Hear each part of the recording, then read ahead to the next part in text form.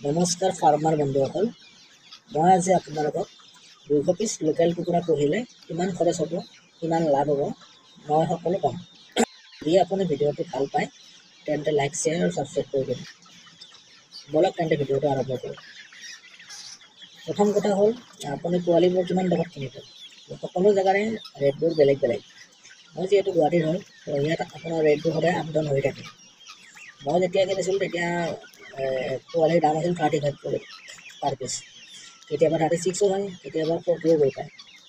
গতিকে এইটো ক'ব নোৱাৰি আপোনাৰ কেতিয়া কিমান টকা হয়। মই যিহেতু আপোনাৰ 35টো লৈছিলোঁ ন, তো সেই হিচাপত মই হিচাপ কৰি দিওঁ। তো মোৰ টোটেল কুকুৰা আছিল 200 পিচ। 200 পিছত আপোনাৰ 35টো হ'লে আপোনাৰ মোৰ পইচা হয় টোটেল 7,000 টকা। তাৰপিছত নেক্সট আহিল আপোনাৰ বাচন মই পোৱালিৰ বাবে আপোনাৰ সৰু পানীৰ ড্ৰিংকাৰ কিনিছিলোঁ, একদম সৰুটো আপোনাৰ 5টা আনিছিলোঁ।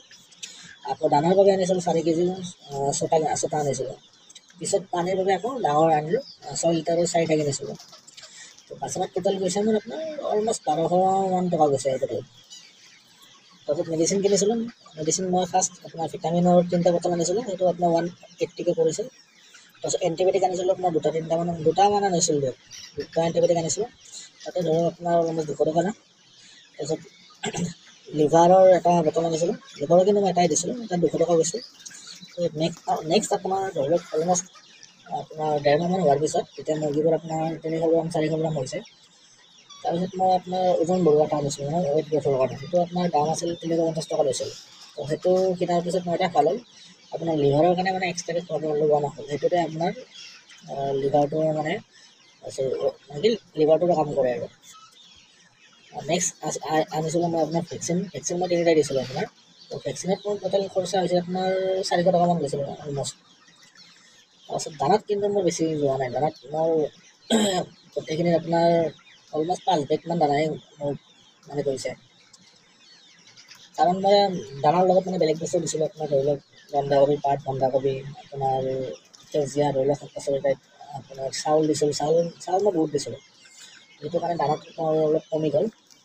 দানা মই টোটেল 5 বেগ দিছিলোঁ। তো প্ৰথম ষ্টাৰ্টিঙততো একেই আপোনাৰ যিটো ব্ৰইলাৰৰ দানা আপোনাৰ ষ্টাৰ্টাৰ হয়, সেইটো মই 1 বেগ দিছিলোঁ। নেক্সট আপোনাৰ ষ্টাৰ্টাৰ দিছিলোঁ আপোনাৰ 2 বেগ, আৰু নেক্সট লাষ্টত আপোনাৰ 2 বেগ আপোনাৰ যিটো সোণালী মুৰ্গীৰ দানা হয় ফিনিচাৰ দানা, সেইটো দিছিলোঁ 2 বেগ। তাৰপিছত নেক্সট মই 200-300 টকাৰ বন্ধাকবি পাত আনিছিলোঁ, ধৰক 200 টকাই ধৰক, বেছি লোৱা নাই। তাৰপিছত নেক্সট আপোনাৰ চাউল আনিছিলোঁ। চাউল মই অলমষ্ট 50 কিলোমান চাউল আনিছিলোঁ। তাত গৈছে মোৰ অলমষ্ট আপোনাৰ ধৰি লওক 1200-1300 মান টকা তাতে গৈছে চাউলত।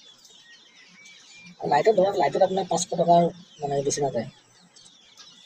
সেইখিনি হ'ল মানে খৰচাখিনি। বাকী এতিয়া হিচাপটো কৰি লওঁ। টোটেল হিচাপ চাব গ'লে আপোনাৰ মোৰ পোৱালিত গৈছিল আপোনাৰ 7,000 টকা, তাৰপিছত দামত গৈছিল আপোনাৰ 10,500 টকা। চাউল আৰু আপোনাৰ ধৰি লওক এই কবিৰ পৰা আদি কৰি যিখিনি মই এক্সট্ৰা কৰিছিলোঁ তাত গৈছিল আপোনাৰ 1450 টকা। মেডিচিনত গৈছে মোৰ আপোনাৰ অলমষ্ট 1850 টকা।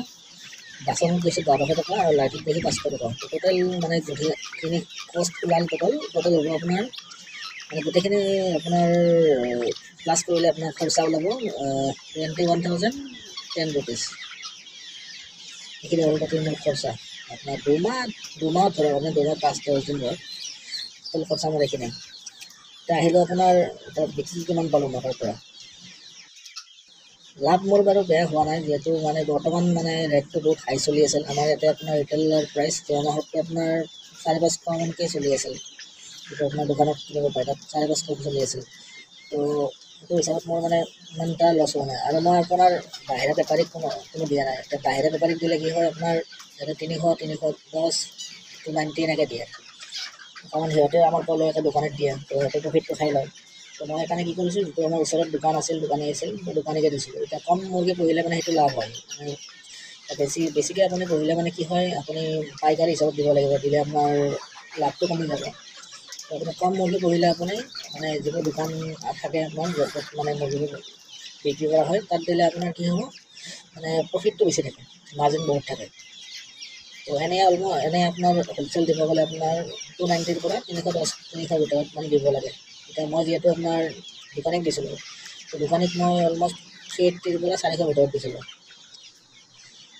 এতিয়া মই সৰি দোকানীক দিছিলোঁ মই আপোনাৰ 380কৈ দোকানীক দিছিলোঁ মই। আৰু কেইটামান মোৰ কাষ্টমাৰ আহিছিল, তো ডাইৰেক্ট কাষ্টমাৰ আহিছিল। তো ডাইৰেক্ট কাষ্টমাৰত মই 20টা 25টামান চাগে এক্সট্ৰাকৈ দিছিলোঁ, সেইটো হিচাপটো মই দি দিম বাৰু। তো সিহঁতক 400 টকাকৈ লৈছিলোঁ। বাকী যিবোৰ মই দোকানত দিছিলোঁ সিহঁতক মই 380কৈ মানে দোকানত দিছিলোঁ। তো টোটেল মোৰ কুকুৰা আছিল 200 পিচ, মানে আছিল মোৰ 210 পিচ মই এক্সট্ৰাকৈ দিছিলে দোকানীয়ে। তো এইটো হিচাপটো নকৰোঁ বাৰু, এইটো ইমান ধৰি লওক 1 পিচ ঘৰতো খোৱা গৈছে। মানে 200 পিচৰ ভিতৰত 7 পিচ মোৰ মানে 7 পিচ মানে মৰিছে, বাকী থাকিল মোৰ 193 পিচ থাকিল। 193 হিচাপত মই চাব গ'লে আপোনাৰ 175টা মই বিকিলোঁ, 380 টকাকৈ বিকিছিলোঁ। সেইটো আপোনাৰ যিবোৰ দোকানী আছে মানে লাইক মাংস কটা হয়, তাত 380কৈ লৈছোঁ, 80কৈ মই তাত দিছোঁ। বাকীকেইটা বিকিলোঁ মই আপোনাৰ ডাইৰেক্ট কাষ্টমাৰৰ তাতে ওজন আছিলে আপোনাৰ অলম'ষ্ট 14.8 মানে ধৰি লওক 15 কিলো ওজন তাতে হৈছিল আপোনাৰ টোটেল। আৰু গোটেইখিনি মিলাই কিনে মোৰ মানে চব মানে কাষ্টমাৰক দিয়া আৰু দোকানীক দিয়া দুয়োটাৰে ওজন মিলাই কিনে টোটেল মোৰ ঘৰত পইচা আহিলে আপোনাৰ 57,380 ৰুপিজ টোটেল মানে মোৰ পইচাটো ওলালে। 57,380 ৰুপিজৰ পৰা আপোনাৰ 21,300 ৰুপিজ এইটো মাইনাছ হৈ গ'ল খৰচটো। মাইনাছ কৰাৰ পিছত মই পালোঁ আপোনাৰ 36,700।